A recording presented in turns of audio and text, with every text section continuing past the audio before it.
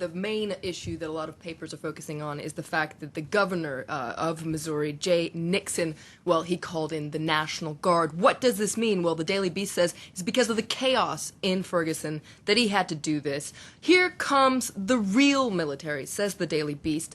But, of course, the National Guard might not be a huge change for people in Ferguson, according to the Daily Beast. Why is that? Well, it's what you were just saying. The local police has really drawn a lot of criticism for their handling of the protests, and especially their military-style tactics. Even the way they look like soldiers. According to a lot of papers, they use these heavily armed vehicles, etc. You'd be forgiven for confusing the police with regular soldiers. And so what is the National Guard going to be able to do? That's what a lot of papers are focusing on. You keep talking about the National Guard, and I know a lot of our foreign viewers might not be familiar with what that is exactly, and papers have been explaining that as well. That's right. There's a good reminder in the New York Times today, if you're interested. They come back a little bit on the history of the National Guard. Now, it's a reserve military force that dates back to 1903 officially, even though, according to the New York Times, it's been around in some shape or form since European settlement of the United States. Now, it's called in for emergency situations, and this article points out that the National Guard actually has a long history with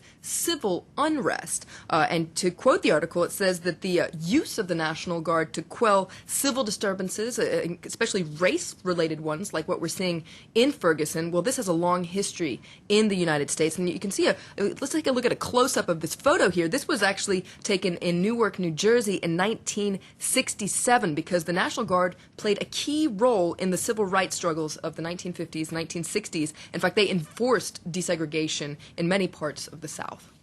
Florence, a lot of papers have been drawing comparisons between what's been happening in Ferguson and the shooting of another black teenager 2 years ago, Trayvon Martin. Tell us about that. That's right. Well, there's the Trayvon Martin's mother, Sabrina Fulton. She's actually written an open letter to Michael Brown's family. It was published in Time magazine yesterday. You can read here excerpts in Slate. Now, according to Slate, she perhaps knows better than anyone what Michael Brown's family is going through. It's really heartbreaking to read this letter. I pulled out one quote. She says, "Further complicating the pain and loss in this tragedy is the fact that the killer of your son is alive, known, and currently free."